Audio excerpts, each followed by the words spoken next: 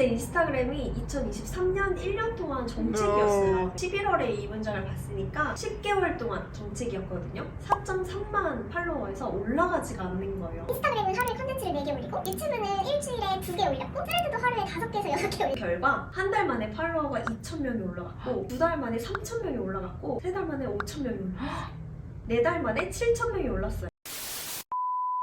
효진 PD는 할 일은 산더미인데 시간이 없을 때는 어떻게 대처해요? 저는 일단 포기할 부분은 애초에 포기를 하는 것 같아요. 저도 이제 이 책을 읽기 전에는 똑똑한 해결 방법을 찾으려고만 했었는데 사실 저는 이 책을 읽을 당시엔 그걸 몰랐어요. 포기해야 될 건 포기해야 한다. 10배의 법칙을 읽고 나서야 그걸 알게 된 거죠. 불필요한 일은 다 끊어내고 해야 할 일에만 집중을 하는 거. 근데 그게 질적으로가 아니라 양적으로 밀어붙여라 거든요. 말이 좀 어려울 수 있는데 질적으로라고 따지면 짧은 시간에 고효율을 낼 수 있는 집중력을 발휘하는 거. 그게 질적인 거고 여기에서 얘기하는 건 그런 거 난 모르겠고 너 그냥 10배로 행동해. 양적으로. 근데 그 10배로 행동하는 대상이 무엇이 될 것인지 그걸 선택하는 게 관건이다라는 말을 하는 책이란 말이죠. 이 책을 읽고 가장 크게 변한 거는 인스타그램 컨텐츠를 그 당시에 하루에 한두 개 이렇게 올렸었는데 나중에 3, 4개, 5개까지도 올린 적이 있어요. 그렇게 하다 보니까 팔로워가 3,000이었는데 2만으로 늘어났었어요. 10배의 법칙을 가지고 그만한 성과를 냈다. 그래서 이 책으로 어떻게 실천을 했는지 구절을 하나씩 보면서 얘기를 해볼게요. 24페이지에 1만 달러나 1,000만 달러나 버는데 들이는 에너지와 노력의 양은 똑같다 라는 구절이 있는데 저 이 구절 보고 엄청 충격을 받았어요. 저는 그렇게 들렸어요. 야, 너 200만 원 버는 거나 2천만 원 버는 거나 네가 하루에 20시간 일하는 건 똑같은 거야. 제가 지금 2천만 원을 버는 건 아니지만 지금 일하는 것도 하루에 20시간 일을 하고 나중에 2천만 원을 벌 수 있을 정도가 돼도 20시간 일을 할 거란 말이에요. 진짜 그렇게 따지고 나면은 기왕 같은 시간 들이는 거 더 좋은 결과를 낼 수 있는 게 낫지 않나 그런 생각이 드는 거죠. 예전에는 딱 그냥 적게 일하고 적게 벌래 이런 마인드였거든요. 근데 사실 알고 보면 적게 벌어도 일은 많이 해야 되는 거 그게 현실이잖아요. 10배의 법칙을 읽고 나서는 기왕 내가 많은 시간을 일을 해야 한다면 더 많이 벌 수 있는 혹은 더 좋은 결과를 낼 수 있는 쪽으로 집중을 해야겠다 라고 느꼈던 계기가 된 거고 32페이지에 무슨 일을 하든 다음 단계로 도약하려면 지금까지와는 완전히 다른 방식으로 생각하고 행동해야 된다 라는 구절이에요. 이 문장이 정말 중요한데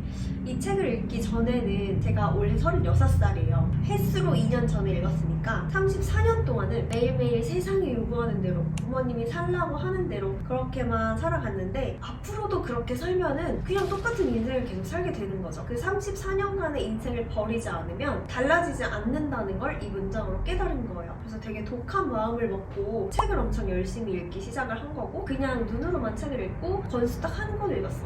나 이제 한 권 읽었네 이렇게 만족하는 게 아니라 그래서 이 책으로 내가 얻은 게 뭔데? 확실하게 말해 라고 했을 때 대답할 수 있을 정도로 책 한 권당 하나의 문장은 확실하게 실천을 하자 라고 생각을 한 것도 있고 다 실천으로 옮긴다고 해서 무조건 성공하고 인생이 확 변하고 이러는 건 아니잖아요. 실패를 하게 되면 혹은 생각보다 결과가 안 나오게 되면 어떤 게 실패 원인인지 분석하고 다시 실행으로 옮겨서 또 다른 결과를 내고 이런 것들을 계속 반복을 한 거예요. 인스타그램 운영을 할 때도 그 당시에 남들이 다 이제 하는 인기 있는 컨텐츠들이 있었거든요. 근데 전 그게 너무 하기 싫은 거예요. 주변에서 너 고집 좀 그만 부려라. 너가 그러니까 뒤처지는 거다. 자존심 부리지 말아라. 이런 말 할 때도 다른 사람들과는 다른 방식으로 하고 싶었어요. 그래야만 다른 결과가 나올 거라고 생각을 해서 제 컨텐츠가 반응이 없을 때 제 스토리를 풀어가는 식으로도 진행을 하고 혹은 정보성으로만 진행을 하기도 했었고 감성 글도 써봤었고 막 도끼부여니까 독서를 가득 담아서 컨텐츠를 쓰기도 했었고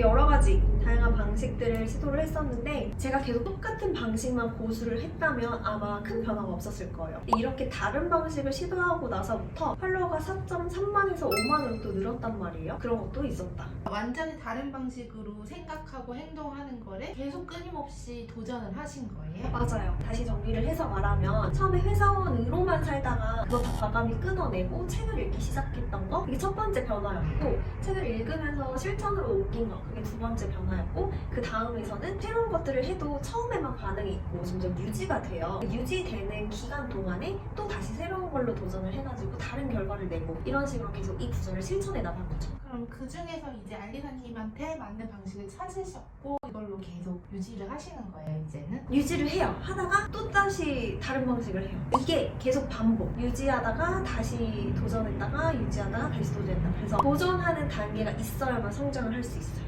37페이지에 장담하는데 당신이 원하는 성공의 크기를 제한하기 시작하면 성공을 이루기 위해 당신이 해야 할 일을 제한하게 된다. 저는 이제 제가 어떻게 살아가야 되는지 알아요. 오. 앞으로는 무슨 일을 해도 제가 생각하는 대로 다 이루어질 거고 제가 원하는 만큼 돈을 벌면서 살 거예요. 그런 자신감이 있어요. 근데 그 자신감을 갖기까지 이 문장의 영향이 정말 컸다라는 거. 저도 옛날 같으면은 난 못할 거야. 저거는 저 사람들의 이야기야. 네가 무슨 꿈꾸는 대로 어떻게 하고 살 거냐 이런 생각 많이 하고 네가 사업가도 아닌데 어떻게 원하는 만큼 돈을 벌고 살 거냐 헛소리하지 말아라. 진짜 이렇게 생각하면서 처음에 이 책을 접했거든요. 근데 생각해보니까 진짜 내가 나를 가두고 있다는 게 느껴지는 거예요. 능력이 없으니까 그냥 보통 회사 다니면서 주는 대로 받고 사는 거지 뭘 욕심을 부려? 이렇게 생각하고 저는 이제 10년 동안 이직을 한 5번 정도 했는데 계속 신입으로 들어갔어요. 나중에서야 알게 됐지만 아무리 신입이어도 사회생활 경험이 있기 때문에 연봉을 굳이 낮추면서 들어가진 않는다고 하더라고요. 근데 저는 희망 연봉이 어떻게 되세요? 라고 하면 2,400만 원이요 라고 불렀어요. 항상. 그걸 그냥 제가 계속 신입은 최소한 2,400으로 시작하니까 난 2,400만 받고 다녀도 땡큐야 라고 제안하고 있었던 거죠. 여기서 말하는 것처럼 내가 그 크기를 제한하니까 내가 해야 하는 일도 제한이 되는 거예요. 공감해. 저도 내 인생은 왜 이래 맨날 이렇게 생각하면서 결국에 제가 저를 가두고 있는 거예요. 계속 제한시키고 맞아. 알리사님처럼 내 월급은 딱 200만 원까지야 이렇게 스스로 제한을 시켜놓고서 내 인생은 왜 이래 왜 안 변해 이랬던 것 같아요. 200만 원에 가둬놓고 나는 200만 원 받으니까 이만큼만 일하면 돼 라고 하는 거죠. 그게 가장 큰 우리의 문제였던 거지. 생각해보면 그런 기회들이 하나씩 있었어요. 깨달을 수 있는 기회들. 2,400만 원 받고 들어갔는데 얼마 후에 들어온 신입이 3,000,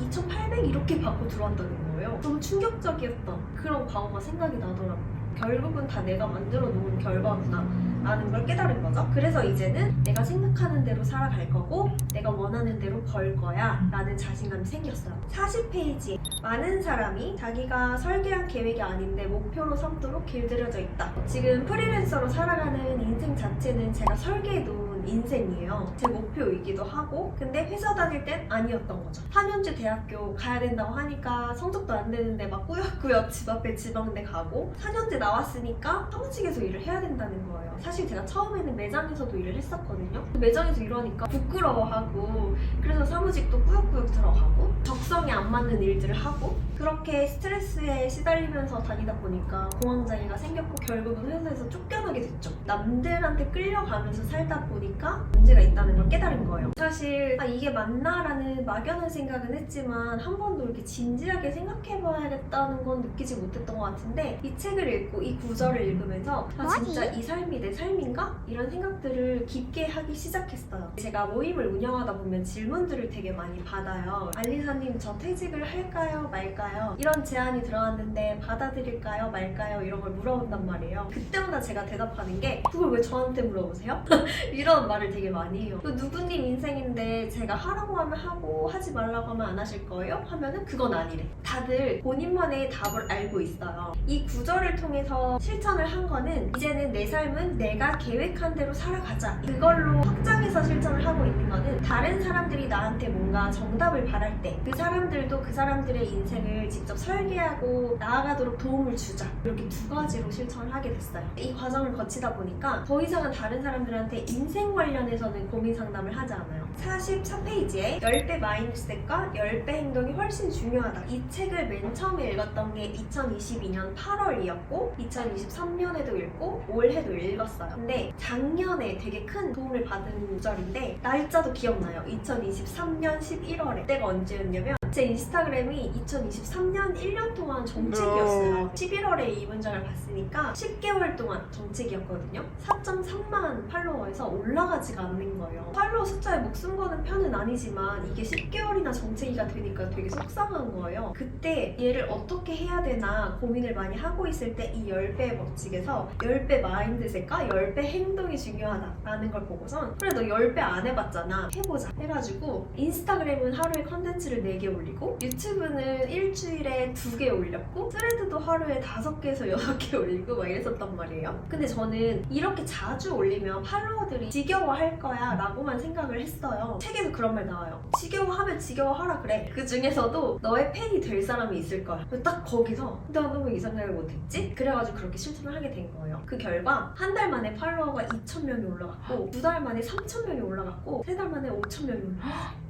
4달 만에 7,000명이 올랐어요. 그러니까 계속 오른 거죠. 이 책 읽고 실천을 하고 지금까지 4달 만에 팔로워 5만이 됐어요. 그래서 인스타그램은 4.3만에서 5만 명이 됐고 유튜브는 제가 실천할 당시에 구독자 600명 정도였는데 지금 1,700명 정도가 됐고 스레드는 그때 팔로워가 2,000명 정도였는데 지금은 6,800명 정도 되더라고요. 이런 결과가 났다. 101페이지에 일어난 모든 일의 원인을 자신에게서 찾아라. 앞에 이 10개월 정체되는 거에 있어서 되게 저는 속상함이 컸는데 나는 왜 열심히 하는데 내 거만 알고리즘이 안 타지? 라고 또 이제 환경 탓을 하기 시작한 거예요. 근데 딱 환경 탓을 하고 있는 제 자신을 보고 진짜 소름 끼치게 무서웠어요. 이걸 하지 말자라고 마음을 먹어놓고 또 하고 있는 거예요. 이 구절을 보고 맞아, 남 탓, 환경 탓 하지 말자, 평소랑 다르게 행동을 해보자 라고 다시 마인드셋을 하고 행동을 하게 된 거죠. 정말 신기한 게 모든 집중을 외부가 아니라 나한테 돌리면 정말로 문제의 원인과 해결 방법이 보이더라고요. 근데 중요한 건 자책을 하면 안 돼요. 어이구 네가 그렇게 멍청하니까 발전이 없지, 이런 식으로 자책을 하면 안 된다. 내가 놓치고 있는 게 뭐지?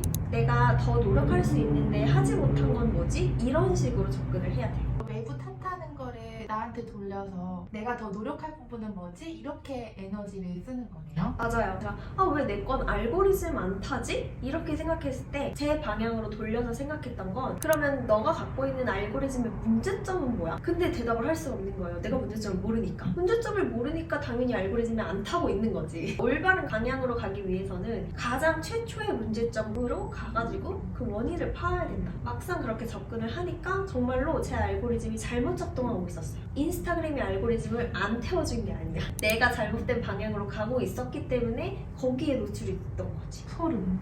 저 지금 소름 돋았어요. 환경 탓하고 있었던 것 같아요. 근데 진짜 신기해요. 그 당시에 제가 그거를 문제점을 파악하고 알고리즘을 보니까 저는 책이랑 글에 관련된 얘기를 하는 사람인데 전혀 생뚱맞은 데에 가 있는 거예요. 퍼스널 브랜딩, 인스타그램 강의 이런 것들. 근데 물론 그것도 연관은 있지만 제 주 컨텐츠는 아니란 말이에요. 다시 책이랑 글이랑 알고리즘으로 맞췄더니 팔로워가 늘어나기 시작했어요. 너무 신기해요. 마지막인데요. 121페이지에 아이들은 끊임없이 움직인다. 어디가 아프지 않은 한 계속 뭔가를 한다. 라는 구절인데 제 책에도 오늘부터 한 살이라고 생각하고 행동하자 라는 구절이 있기는 한데 이게 진짜 생각보다 쉽지 않아요. 제가 올해 이제 36살인데 36살이 어떻게 한 살처럼 생각하고 행동하겠어요. 되게 어려운 부분이지만 어린아이가 되자라는 것보다는 어린아이들은 아무것도 모르기 때문에 용기 있게 행동한다는 뜻이잖아요. 내가 지금 이 세계에 발을 들인 지 뭐 1개월 차야 혹은 1년 차야. 그럼 그만큼 어린아이라고 생각하고 넘어지는 건 당연하고 못하는 건 당연해 라고 마인드를 먹자 라고 실천을 진짜 많이 했어요. 제가 처음에 이 일을 하기 시작했을 때 한 2달, 3달 정도 됐을 때 팔로워가 안 오르니까 되게 속상하잖아요. 다른 사람들 막 쭉쭉 올라가지고 3개월 만에 1만, 2만 이렇게 되는데 그때 생각했던 게 너 지금 이거 한 지 3개월밖에 안 됐잖아. 근데 왜 30살처럼 행동하려고 그래? 이런 생각 되게 많이 했었고 그러던 와중에 이런 문장을 많이 보고 점점 더 제 생각에 확신을 갖게 된 계기가 된 거죠. 원래 이 생각은 사실 저도 많이 하고 있었던 생각이긴 해요. 이거를 인정하기까지는 시간이 좀 걸리겠지만 이 영상을 보는 분들도 내가 도전한 지 얼마 안 됐다면 당연히 어려워하는 게 맞다, 어설픈 게 맞다 라고 받아들여 주셨으면 좋겠어요. 특히 신입사원들 보면은 선배들이 엄청 혼내잖아요. 야 넌 이것도 못해 막 이러면서. 근데 너무 당연한 거 아닌가 그런 생각이 되게 많이 들어요. 약간 우리나라 문화도 문제가 있기는 하죠. 내 스스로를 다그치지 않았으면 좋겠다라는 게 저의 메시지입니다. 10배의 법칙 책은 전반적으로 더 해, 포기하지 말고 더 나아가, 지금 멈출 때가 아니야 막 이렇게 되게 푸시를 한단 말이에요. 이 푸시하는 것 때문에 힘들어하는 분들도 많지만 저는 그래서 좋았다라는 거였고 계속 압박을 줘가지고 지치는 게 아니라 내가 왜 이렇게 달려가야 하는지 근본적인 이유를 생각하게 되는 계기가 됐어요. 맨 처음에 얘기했던 할 일이 산더미처럼 많을 때 저도 효재 PD처럼 우선순위를 생각하고 지금 당장 하지 않아도 되는 거를 다 빼버려요. 지금 당장 하지 않아도 되는 게 있고 계속 평생 하지 않아도 되는 게 있잖아요. 그렇게 내가 하지 않아야 되는 것들을 빠르게 골라내는 것도 능력이더라고요. 그렇게 빼기를 잘해야 된다라는 것도 배웠고, 우선순위를 뽑았다면 걔한테 10배의 노력을 들여야 한다라는 것도 꼭 기억해야 하는 부분이에요. 저는 같은 시간을 투자했을 때 좋은 결과를 받고 싶은 그런 마음이 있어요. 이 욕심은 아니고 완벽주의를 추구하지 않아요. 행동력이 되게 느린 사람들 보면은 완벽하게 해내고 싶은 마음이 되게 크시더라고요. 저는 그게 아니라 일단 빨리 완성하고 싶어. 그게 더 커요. 빨리 완성을 해서 내보냈어. 근데 완벽하지 않아가지고 이것도 고쳐야 되고 저것도 고쳐야 돼. 그럼 또 그걸 고쳐. 실행하는 속도도 빨라지지만 완성도를 높이는 것도 오히려 빨라져요. 처음부터 완벽주의를 추구하는 것보다. 저는 실패를 하더라도 우선 지금 놓여져 있는 단계에 제가 할 수 있는 노력들을 다 쏟아붓고 결과를 빨리빨리 내서 빨리빨리 수정하고, 그렇게 하는 게 오히려 발전에, 성장에 더 도움이 된다라는 게 저의 생각입니다. 그럼 10배의 마인드가 어쨌든 10배의 실행력하고 행동력을 확실히 높여주네요. 네, 그렇다고 생각해요. 그런 거지. 완벽하게 완성하고 싶다라는 그 마음 때문에 완벽을 위해서 10배의 노력을 쏟아부어. 그래서 완성도가 높아져. 그러면 그건 베스트예요. 근데 대부분은 완벽하게 하고 싶기 때문에 미뤄. 실천을 하지 않아. 그게 문제거든요. 차라리 미루지 말고 그 시간에 뭔가라도 내보내자. 그렇게 하면은 아웃풋이 생기기 때문에 내가 자신감이 올라가요. 자신감이 올라가면 자존감도 올라가요. 내가 할 수 있는 사람이구나. 나 능력 있는 사람이구나. 이런 게 생기거든요. 점점 더 행동력이 올라가요. 행동력이 많아지면 결과들도 나오는 시간이 빨라지겠죠. 그러니까 이게 자꾸 선순환이 되는 거예요. 이 10배 법칙이라는 게 단순하게 10배의 시간을 들어가지고 그 시간만 보내는 게 아니에요. 저도 이 부분에서도 공감을 하는 게, 이 책을 읽은 이후에는 1개 할 거 2개 하고 맞아. 2배 이상은 올라가더라고요. 10배를 못한다고 자책하기보다는 그렇게 행동력, 실행력을 높여주는 데는 확실히 그 마인드가 도움이 됐고, 저도 효진 PD를 처음 하면서 이제 알리사님한테 어떤 도움을 드려야 할까? 맨날 그 생각을 하는데, 적어도 하나보다는 2번 더 고민하고 생각하고 행동하고 이런 게 생긴 것 같아요. 그 얘기가 지금 너무 중요해요. 내가 10배로 생각하고 행동했을 때 단 하나만 건져도 진짜 좋은 거거든요. 근데 한 개만 생각하면 한 개도 건질 수가 없어. 그래서 10배의 법칙을 행동해야 한다라는 게 이 책의 메시지이기 때문에 지금 효진 PD가 얘기한 게 구독자들한테도 닿았으면 좋겠어요. 마음이 약하신 분들이 10배의 법칙을 읽으면 많이 상처받으시거든요. 많이 혼내가지고 그거를 혼난다고 생각하지 마시고, 내가 생각하지 못했던 사고방식을 이분한테 배우는구나 라고 생각을 하면 정말 얻을 수 있는 게 많아요. 그런 마음으로 편하게 읽고 실천을 했으면 좋겠다. 그리고 실천을 하면서, 사실 이 책은 되게 난이도가 있는 책이기 때문에 쉬운 거부터 하나씩 실천을 해나가다 보면 어느새 10배의 노력을 해야 한다는 게 나도 모르게 실천을 하고 있을 거다라는 거를 기억해 주셨으면 좋겠습니다. 오늘의 실천 독서는 여기까지 하도록 하겠습니다. 끝!